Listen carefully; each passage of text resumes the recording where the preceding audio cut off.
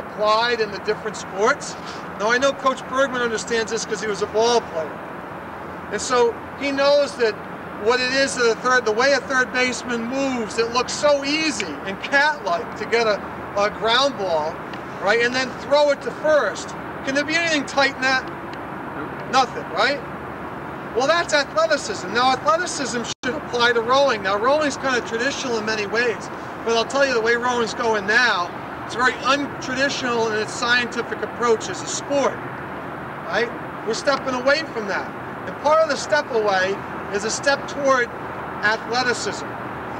It used to be perceived that the best athletes went off to play basketball or baseball or football or something, and you know, it was a very rare thing that you ended up being a rower. You ended up with a rower because you couldn't be something else. Well, today, I've seen them. There are machines out there that are Michael Jordans you know, Stephen Redgrave is an example of a Michael Jordan of basketball as a rower.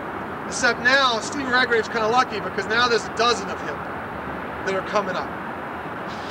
And they're all learning what I'm trying to teach you today. A concept of rowing isn't just come up, put it in, drive hard, take it out. Row hard, right? How about row well? Row well is where it's really at. So I'm going to lastly now, before we go in, I'm going to show you a couple of pointers here that'll help you do that, okay? I need my escort.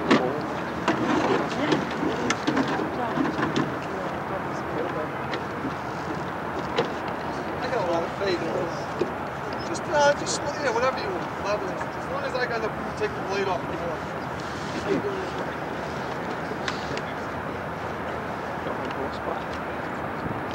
Right on camera. Good job, here. Level it out. That way I don't have to point you.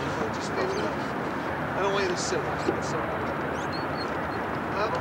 Close. A little bit. There you go. Perfect. Good job. Great drill for this. Right? Square blade. I want you to look at my outside arm. Okay? Covering the pomegranate. Watch. My butt comes in, the blade goes in. Now what's interesting about this? What am I doing right here? What am I learning to do on the square? Because guess what? You'd be square anyway by this point. What am I learning to do right here? Relaxing inside. I like that. That's a good answer, you bet. 2 points. Now, Coach Bergman, what am I doing right here? Loading the blade. Loading the blade. When do I take it out? Just as it starts to feel loaded. How many people do this drill and they try to feel something? Right? Make it go, get out. Make it go. Now, how about just, oh, there it is. Oh, there it is. All right, there it is. See how subtle this is? That's all it takes. Understand that? Finding the water is a loose, subtle thing, not a violent. How many guys would be doing this? Right? Put it in, jam it. No, look at my hand. What am I making? What am I scribing here? Circle? Let us right? see, yeah. Should be a perfect circle, really. Not really perfect, but close, elliptical. Now what's going on? My arm's going up? As my butt's going, all I'm doing is going, you get out. See? I said about my hand coming out, right? So say I'm coming through, and then I snap feathered, come away. See that? That's always a wet-handed.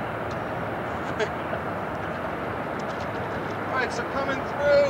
All right, let's just do a little night. I'm gonna be gentle with it. But I go like that, I push down, snap it away. And you don't have to hold it and roll it, you can flip it. Look, this is the kind of connection you should have to your oar. See this? It's loose. I'm over the handle and connected to it, and then I can direct it down, snap it feathered, hold it down. Okay? How many of you are like this? Right? Tight. Right? You don't have to be tight. Just make a hook. Liken it to this. What if you're going to hang from a bar off a precipice? You know? And that's it. No one's going to save you. And if you can stay there for 5 minutes, someone will help you out. Are you going to be like this? Anybody going to be like this? Are they going to be white knuckled? No, you make a hook out of it. When you pick a bar off the ground, you make a hook. From this position, I can suspend my weight all day. Right?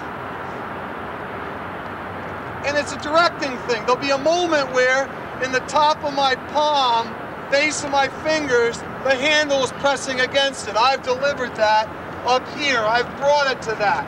And then I maintain that. And then when I don't want to maintain that anymore, I just redirect it downward. And then off the base of my thumb, I redirect it away.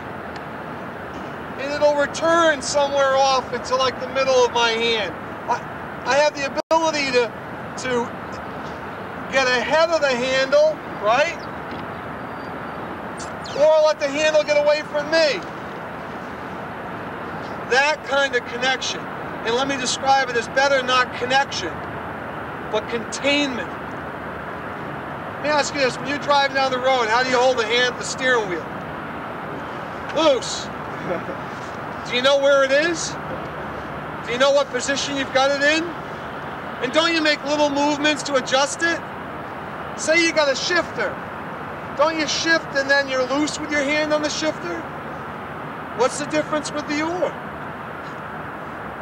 How can I be, let me ask you this, how can I be quick back here? I'll give you an example, I don't want to hurt anybody, but say I'm going back like that, right? Now it's hard because, right, say I'm going back like that. Can I afford to be tight? No, it's going to kill me energy-wise. Can I afford to be tight when I'm coming up the slide? No, I got to be loose. A loose connection to your body and the feet and the seat means a loose connection here too. And the only way to get that is by thinking of the handle as a thing that you manipulate, right? Squared, feathered, feathered square. Look at that. See how loose that is? How many people hold it like this? How many people hold it? Like they got it. I got it. All right? How many people it's relaxed, I flip it, I flip it, I flip it, I flip it. My hand's really passive and loose. Honestly. Some of you guys feel that way, good for you. You know? Let me ask you this. We get a lot, John, is the not letting go of the thumb inside here. Jam it, push the ball. Rather than making a turn and leaving it like that. Like a little air behind the back. Where do they put it? Up here? No, they never let go. They hold, they hold. This stays closed. Right, that's what I was just asking. They grip. They do this. Right? This is tight. This is loose. Guess what? This is slow, and I gotta manually do it. Watch this. Look at the blade. Which one looks harder? Or that? Loose. See? There's a lot of things you should do using your hand. There's a connection and a containment area that you don't have to tighten up on. Right? And this is most definitely one of them. This oar is not something you glue to. It's something you exchange moments with. A moment of down. Look at that. That's loose. Down. Look at that. I can do whatever I want. A moment of up. Right? A moment of hanging on it. You know, hanging on it so that you're not holding on tight. A moment of pushing it away. Let me show you this finished part because it's the only thing I didn't get into. That round thing on the front end, butt coming in, blade going in, right? And conceptually, it doesn't matter. Look, it doesn't matter which arm I do it with. I have the same thought in my mind. On the national team, I wasn't a port. I was a starboard. I could row port. in your mind, right? This arm goes up in relation to my seat, and subtly I join to it, okay? This is all loose, so it's like going into that squat and coming out. I'm controlled, I loosen up, I'm able to spring out. I'm able to be quick. 38, the quickness, if you try to press, it ain't gonna be quick. It's gonna feel heavy and tight and slow. On the back end, so now you've kicked, right about here you threw your lower back, and your back's coming into a feeling of, if you had to say, where am I right now? My shoulder's still hanging, my torso starts to feel like I'm almost upright. I'm starting to come into a feeling of, all right, I was over, I was kicking, now I tried, now I'm starting to be upright. It's at that moment that you throw the outside lat. Throw it. See that? And it'll make the shoulder rotate like this. And then off of that rotation, the elbow goes out and the hand goes down. So you throw, and then you get out. Doing all right? So I was kicking to prying to throw the outside shoulder, get out. What if the elbow drops? What happens if the elbow drops? Where's the handle go? Where? Into my lap, meaning downward? Yeah. Thank you, great. Yeah, that's correct. So if the elbow goes in this direction, I could still be pulling, but the natural, keep the blade up, keep the blade in the water, suspension on the handle, if you might have heard of that phrase, gets lost. So this outside elbow has to stay up. And then the hand redirects the handle downward. Okay? If you get in the habit of redirecting the handle downward and around with the elbow dropping, eventually you'll be cutting off your finish. So this has to happen. That get out.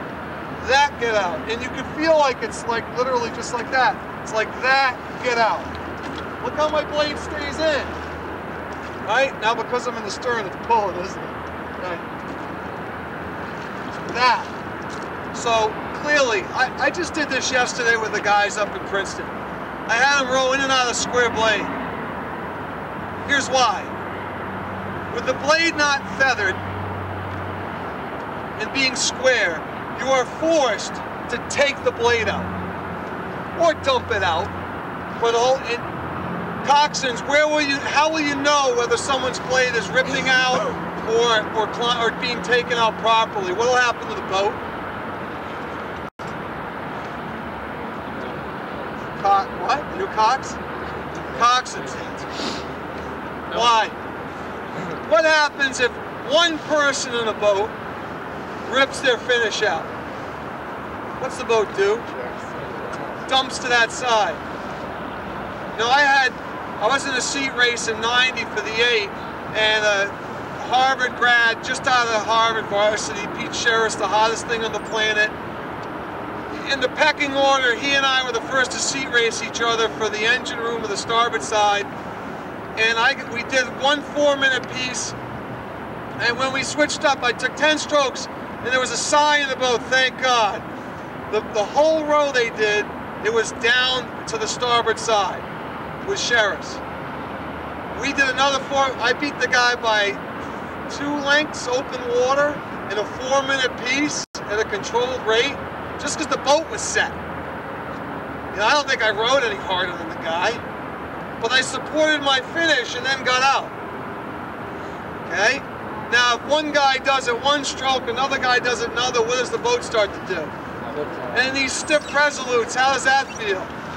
Really noticeable, isn't it? All right, so if I had to coach anything about college rowing that would make a difference, obviously we talked about this kind of front end, right? And it has to be this kind of back end. This get out. This get out. Versus this. Okay?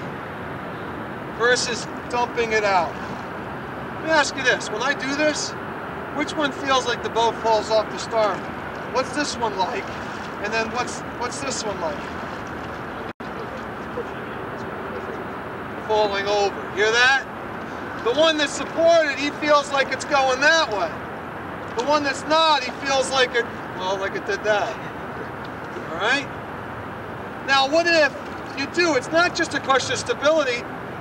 Also, what hurt Pete Sherris is because I held on to it. That's 2 or 3 inches here is how much? Let's see. 2 or 3 inches. The difference between getting out right here and getting out right there. Look at the difference in length.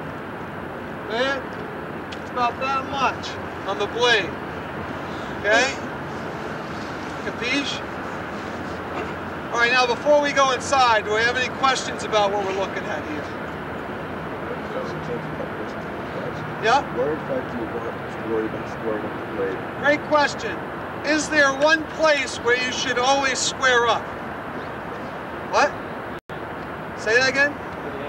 Over the ankles? Nope. Depends on what? Conditions? Nope. Conditions of what? The athlete. Nope. Depends on the athlete. The athlete? No. Here's what it depends on. Okay. Does the square up in the actual tossing of the blade in take a certain amount of time? With relaxed fluidness, is it always going to take a certain amount of time? A finite amount? Let's call it 0.1 seconds. Okay? If it's 0.1 seconds and you're rowing at a 20 and you want the blade to be squared up and falling so that you hit it full compression and you're rowing at a 20, let's say that ends up being around the toes. You're squared. Then you're rowing at a 40. When are you going to try and square up? Now remember, your recovery's increased, meaning it takes less time, but it'll always take a certain amount of time to square up and lift. You're going to start squaring up earlier, aren't you? In some cases, it'll feel like you barely got past your knees and you're starting to square up, right? How many of you in the start of the race feel like you don't want to bother feathering? Because it's in the way. And as soon as you feather, you're starting to square, right? Well, that answers your question for you. There is a place when you always want to be squared up by, and that's the place in which you can still toss and the blade hits at full compression. That is in essence it. Everything in timing-wise on the square up and the toss is based on the blade hitting at full compression. If you are traveling faster up the slide, it'll have to be started earlier. Right? I do it right here, but I'll show you. If I'm going really slow, I can square up really late and still get there. See that? Now, hang on. If I'm going faster, I gotta start squaring earlier and lifting earlier to get to that spot. Now, I don't know if in essence you can see that, but if I start there, then I hit it, right? Just right. Whereas here, I could go right by, I was squaring here on the fast one. I go right by that up to here, square and go in. You understand that? This in, right? The flip in, flip on weight is a finite time that is always done in a way that allows your blade to hit the water at full compression. So whether it be 40 or 18 or 10 or 26 or 28, the roll-up has to be done in effort so that it'll hit the water just as you're reaching full. Now coxswains, when you go out, you're then going to have to assess whether your stroke square up is early enough for the rating you're rowing. And you're going to tell by looking and feeling the check to see if their blade went to the water late, and seeing the blades. The coxswain should see the blades go away from them to hit the water, and then they feel like they got picked up. Okay? Versus checked and then redriven, should feel like it went like that. Kind of smooth on the coxswain versus jolty. All right, everyone get that? You're going to see and now everyone else is going to help the cox by looking out as you're coming in. You can see that blade falling down. Right? Don't be fooled. Coach Bergman or any of the other coaching staff here can't be here 24/7. on your seat in your boat, and nor can the coxswain, right? Coxswain's another thing to help you out, and I do this a lot. I do this as a coach. I know Coach Bergman must. You kind of get a non-focused view of your oars and your boat. Granted that everything's safe in front of you, right? And you get a non-focused view, and then you start to just see and sense. Did they look like all those red and blues went like this? Or did all of a sudden one of them stick out like a sore thumb? Or did it just look like a little asymmetric? And then when you've done that and determined that something's not right or something's great, you then try to hone in on it and figure it out. 2-man, you're a little late on the lift. 2-man, you're squaring a hair late, anticipate earlier, right? That kind of thing. So this isn't one of those things where, you know, what this session's about is new concepts and ways to also make yourselves better, without any help from Coach Bergman or anyone. You improve your rope. Now what I want to do now is I want to hop into the erg, and I want to show you some things on the erg that'll make the winner's erging so that when you hop into the boat in the spring, some of these concepts are applied. So any questions now? Yeah, still. You understand what I meant? Yeah, so sometimes I see when you're racing, you're relatively the same cadence, yet some people tend to square earlier compared to their hundred. I didn't know why. I mean, which one wins? I don't know. I'd make note of that.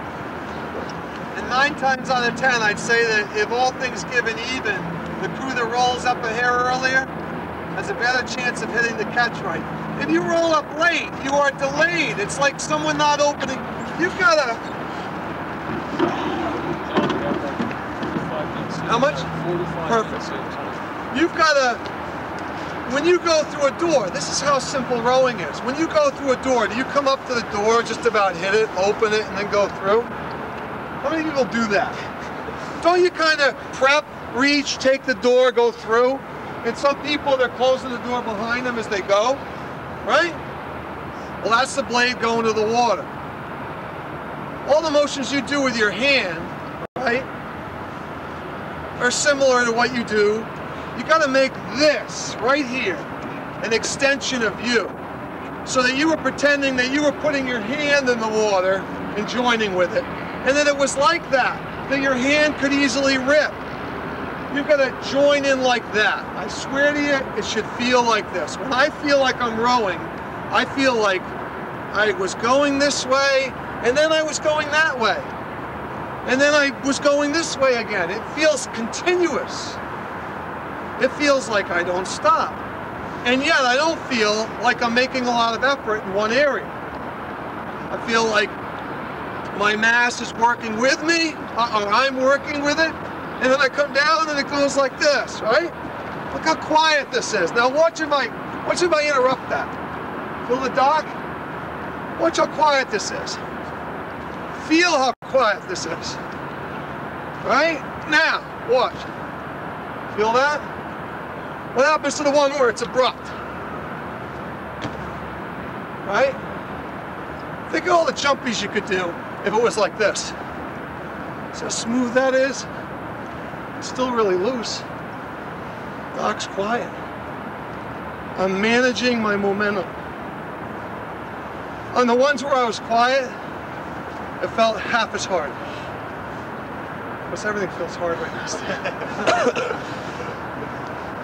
So, I learned that. You know where I learned this? I went to URI, University of Rhode Island. They had like 3 guys. We found a grad student to row 4.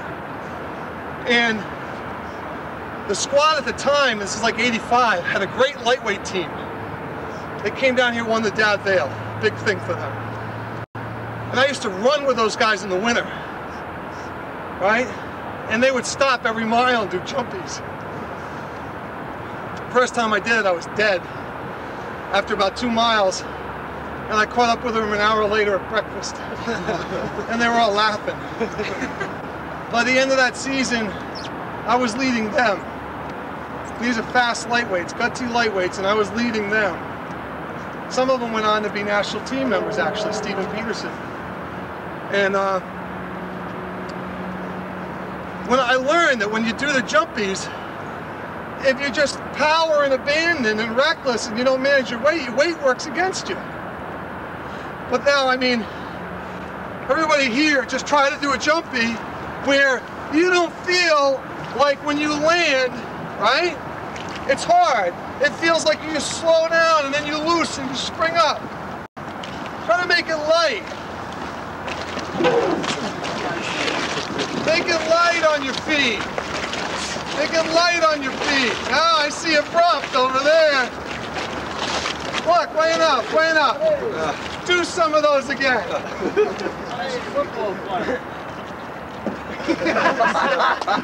Now make them smooth. Oh, that was Here, I'll show you the difference. When you land, relax.